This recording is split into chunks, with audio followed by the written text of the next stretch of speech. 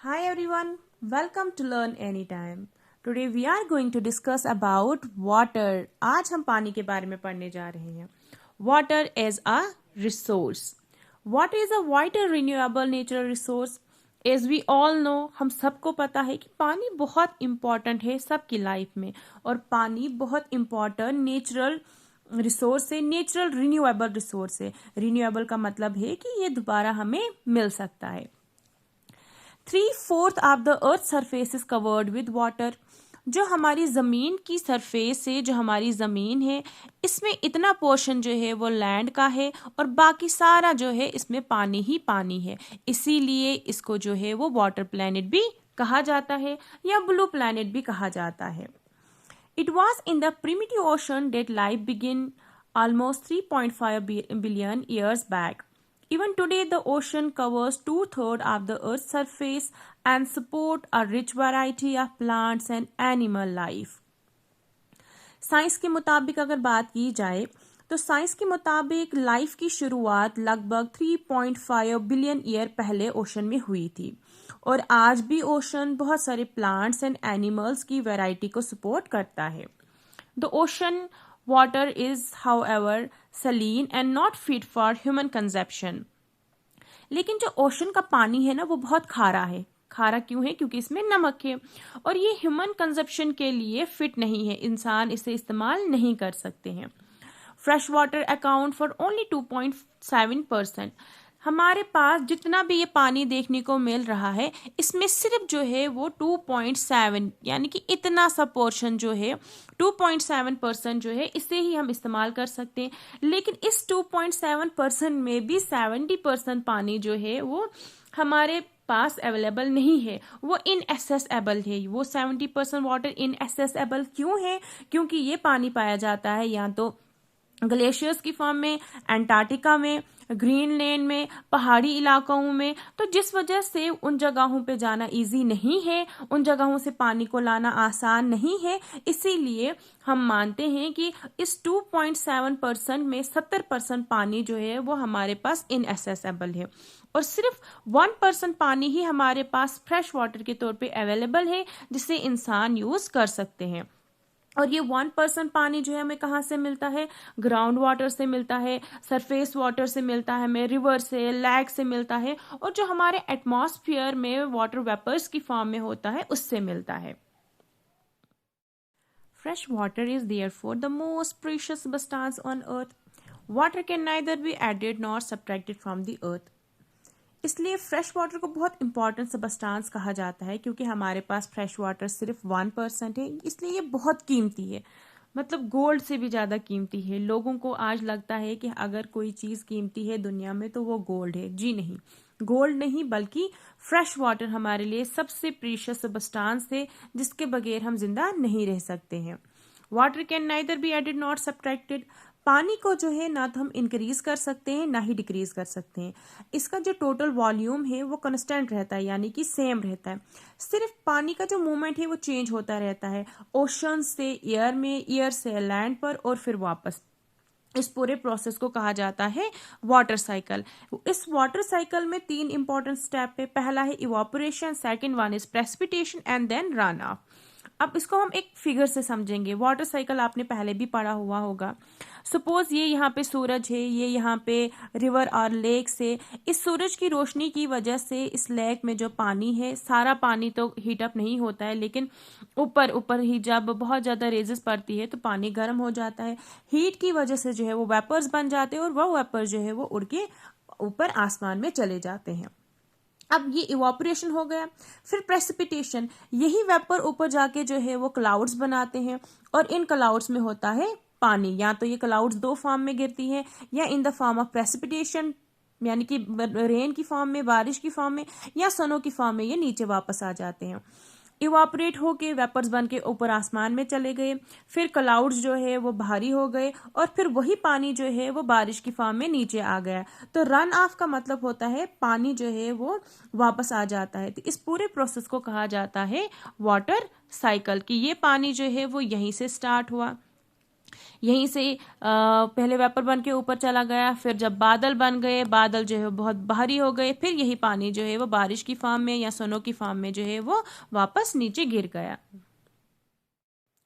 एक important factor ये भी है कि अगर हमारे घर में कोई नल है और उस नल में जो है वो थोड़ी थोड़ी बूंद में से जो है वो थोड़ा थोड़ा पानी गिरता रहता है, तो कहा जाता है कि एटलीस्ट 1200 लीटर ऑफ वाटर जो है वो हर साल डिपिंग वाटर, यानी कि जो थोड़ा थोड़ा गिर रहा है, हम नल का बंद कर रहे हैं, टैप बंद कर रहे हैं और बंद करने के बाद थोड़ा थोड़ा पानी जो गिर रहा है, उससे एटलीस्ट पूरे साल भर में 12,000 लीटर पानी जो है वो ज़ाया होता है। Humans use huge amount of water not only for drinking and washing but also for the process of production. Water for agriculture, industries, electricity. बोलते हैं इंसान जो है वो पानी को बहुत ज़्यादा बुरी तरीके से यूज़ कर रहे हैं, ना सिर्फ पीने के लिए, वॉशिंग के लिए, बल्कि दूसरी प्रोडक्शंस के लिए भी, जैसे एग्रीकल्चर के लिए भी इसी फ्रेश वाटर को यूज़ किया जा रहा है, इंडस्ट्रीज़ के लिए भी, इवन की इलेक्ट्रिसिटी जो जनरेट की जाती है वो भी इसी फ्रेश वाटर के ऊपर इलेक्ट्रिसिटी जनरेट की जाती है। और increasing population, rising demand for food, encouraged crops, increasing urbanization and rising standard of living are the major factor leading to shortage of supply of fresh water.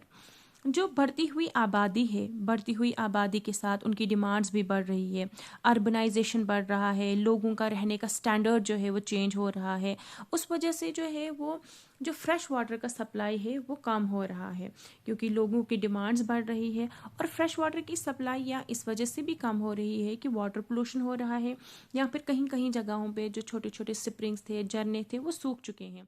तो जहाँ जहाँ ये स्प्रिंग्स वगैरह सूख चुके हैं वहाँ पे फ्रेश वाटर की कमी देखने को मिल रही है। प्रॉब्लम ऑफ वाटर अवेलेबिलिटी, हमने पहले भी पढ़ा है कि ये जो नेचुरल रिसोर्सेज होते हैं ये अनइक्वली डिस्ट्रीब्यूटेड होते हैं, पूरी वर्ल्ड में नेचुरल रिसोर्सेज जो है वो इक्वल नहीं है। तो यहाँ पे भी हम पढ़ने जा रहे हैं कि जो पूरा वर्ल्ड है उसमें कुछ ऐसे भी रीजन्स है, कुछ ऐसी भी जगहें हैं जहाँ पे पानी की बहुत ज़्यादा किल्लत देखने को मिलती है। देयर इज स्कैर्सिटी, स्कैर्सिटी का मतलब होता है किसी चीज की कमी, तो यहाँ पे कमी किस चीज की है? पानी की। Most of Africa, West Asia, South Asia, parts of western USA, northwest Mexico, part of South America and entire Australia are facing shortage of fresh water supply. बोलते हैं दुनिया में, पूरे वर्ल्ड में कुछ ऐसी जगहें हैं जहाँ पे पानी की बहुत ज़्यादा किल्लत देखने को मिलती है, जैसे दुबई है, कैलिफोर्निया वगैरह है, वहाँ पे पानी की बहुत ज़्यादा किल्लत है। और ये पानी की किल्लत किस वजह से है, क्या है इसके पीछे कॉन्सिक्वेंसेस, क्या है इसके पीछे रीज़न ये हो सकते हैं कि वहाँ पे उन जगहों पे या तो एनुअल प्रेसिपिटेशन जो है, बारिश जो है वो सही तरीके से नहीं हो रही है जिसकी वजह से पानी की कमी है, या फिर scarcity is caused by over exploitation, कि जो वहाँ पे फ्रेश वाटर मौजूद है भी उस फ्रेश वाटर को बहुत बुरी तरीके से यूज़ किया जा रहा है, उन पर्पस के लिए भी फ्रेश वाटर को ही यूज़ कर रहे हैं, जिसके लिए जैसे किसी को गाड़ी धोनी है तो वो फ्रेश वाटर को यूज़ कर रहा है, एग्रीकल्चर के लिए भी फ्रेश वाटर को यूज़ किया जा रहा है, तो उसकी वजह से जो है वो ओवर एक्सप्लॉयटेशन की वजह से इन जगहों पे फ्रेश वाटर अवेलेबल नहीं है। या कंटेमिनेशन ऑफ वाटर रिसोर्सेज, देखो ये वो जगह हैं जहाँ पे अर्बनाइजेशन बहुत ज़बरदस्त है, तो अर्बनाइजेशन की वजह से होता है पोल्यूशन, तो पोल्यूशन की वजह से हमारा पानी जो है वो कंटेमिनेट हो जाता है, इस वजह से जो है वो इन एरियाज में जो वेस्ट एशिया है, साउथ एशिया वगैरह है, इन जगहों पे जो है वो पानी की बहुत ज़्यादा किल्लत देखने को मिलती है। कंजर्वेशन ऑफ वाटर रिसोर्सेज, जो पानी एक इम्पॉर्टेंट रिसोर्स है, हम उसे किस तरीके से बचा सकते हैं। Access to clean and adequate water source is a major problem facing the world today. Steps have to be taken to conserve this dwindling resource. Even though the water is renewable resource, its overuse and pollution make it unfit for use. आज के time में पूरी दुनिया में अगर कोई major problem है वो ये है कि हमारे पास जो है वो साफ़ पानी पीने को नहीं मिल रहा है, इसीलिए हमने जो है वो कुछ इम्पॉर्टेंट स्टेप्स उठाने चाहिए ताकि ये जो हमारे पास इम्पॉर्टेंट रिसोर्स है जो ये कम हो रहा है, इसे कम होने से बचाया जा सके और इसे पोल्यूट होने से बचाया जा सके। Even though water is renewable resource, even कि पानी जो है वो एक रिन्यूएबल रिसोर्स है, लेकिन इसका ओवर यूज़ और पोल्यूशन की वजह से जो है ये मतलब अनफिट हो चुका है। अनफिट मीन्स कि ये यूज़ करने के लायक अब नहीं रहा है। अब यूज़ करने के लायक क्यों नहीं रहा है, क्या रीज़न्स है इसके पीछे? रीज़न्स ये है कि जो हमारे घरों से अनट्रीटेड या पार्शली ट्रीटेड सीवेज, जो हमारे घरों से गंदा पानी है, जब वो डायरेक्ट छोड़ दिया जाता है आगे, वो साफ पानी के साथ मिलके पूरे पानी को ख़राब कर देता है। या एग्रीकल्चरल केमिकल्स, एग्रीकल्चर में जो भी हम पेस्टिसाइड्स वगैरह का, जो भी केमिकल्स का इस्तेमाल करते हैं, उसकी वजह से भी जो है वो पानी गंदा हो जाता है। और इंडस्ट्रीज से जो भी गंद वगैरह निकलती है पानी की फॉर्म में, वो भी जब आगे मिलती है रिवर्स में, लेक्स में पानी के साथ, तो वो भी पानी को जो है वो पोल्यूट कर देती है। ये नाइट्रेट्स, मेटल्स, पेस्टिसाइड्स वगैरह जो है, ये सारे पानी के साथ जब मिल जाते हैं तो ये पानी को पोल्यूटेड कर देते हैं। इंडस्ट्रीज में कुछ ऐसी भी चीज़ें यूज़ की जाती है जिसकी वजह से जो केमिकल्स जो है वो एयर को पोल्यूट कर देते हैं और बाद में पानी को भी पोल्यूट कर देते हैं। Most of this chemicals are non biodegradable. ज़्यादातर ये केमिकल्स बहुत ही ज़्यादा नॉन बायोडिग्रेडेबल होते हैं। नॉन बायोडिग्रेडेबल का मतलब है कि ये आसानी से जो है वो ख़त्म नहीं होते हैं या आसानी से गलते नहीं हैं। और फिर क्या होता है कि reach human bodies through water, ये इंसान के अंदर जो है वो पानी के ज़रिए पहुंच जाते हैं और इंसान को भी बीमार कर देते हैं। इसीलिए इस वाटर पोल्यूशन को जो है वो कंट्रोल करने के लिए ज़रूरी है कि फैक्ट्रीज से जो भी गंद निकलती है, इंडस्ट्रीज़ और फैक्ट्रीज़ के वेस्ट को जो है वो साफ़ करके वाटर बॉडीज़ में, नदी नालों में या झील्स वगैरह में जो है वो छोड़ दिया जाए। तो अभी तक हमने पढ़ा कि पानी पोल्यूट कैसे होता है। अब हम पढ़ेंगे कि किस तरीके से हम इस पानी को पोल्यूशन से बचा सकते हैं। अब कुछ कंजर्वेटिव मेथड्स पढ़ेंगे। Forest and other vegetation cover slow the surface run of. यहाँ पे कह रहे हैं कि अगर एक एरिया है जहाँ पे बारिश हो रही है, वहाँ कोई पेड़ पौधे नहीं है, तो वो पानी सारा जो है वो नीचे आके नदी नालों में मिल जाएगा और अपने साथ जो भी उस एरिया में एग्रीकल्चर हो रहा होगा, जो भी केमिकल वगैरह यूज हुआ होगा, वो भी अपने साथ जो है नदी नालों में ले जाएगा और उनके पानी को पोल्यूट कर देगा। लेकिन जहाँ बारिश हो रही है, अगर वहाँ पेड़ पौधे हो तो वो पानी को सीधे बहकर नदी नालों में नहीं ले जाएंगे और पानी जो है वो पेड़ों की रूट्स में मिल जाएगा और पानी जो है वो उसी एरिया में जो है वो उसी जमीन पे जो है वो धीरे धीरे अंदर जमीन के अंदर जज़ब हो जाएगा। उससे ग्राउंड वाटर भी जो है वो बढ़ता है। नेक्स्ट है वाटर हार्वेस्टिंग।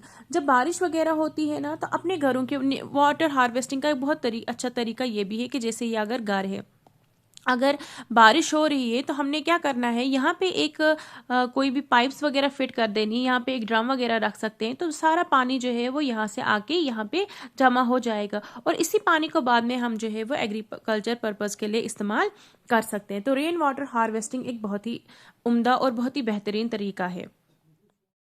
खेतों में पानी देने के लिए स्प्रिंकलर का इस्तेमाल करना, जैसे यहाँ पे किया गया है कि एक ही जगह पे स्प्रिंकलर लगा देना है और वो जो है वो पूरे खेतों में पानी दे देता है। तो ये भी एक इम्पॉर्टेंट चीज़ है जिससे हम जो है वो पानी को पोल्यूट होने से भी बचा सकते हैं, पानी को वेस्ट होने से भी बचा सकते हैं। In dry regions with high rate of evaporation, drip or trickle irrigation is very useful. The valuable water resource can be therefore conserved by adopting these measures of irrigation. These means of irrigation.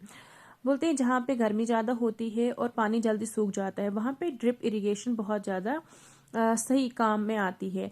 और अगर हम चाहते हैं कि पानी conserve रहे तो हमें ये सारे मेथड जो है वो इरिगेशन के लिए जो भी मेथड दिए गए हैं वो हमने फॉलो करने हैं।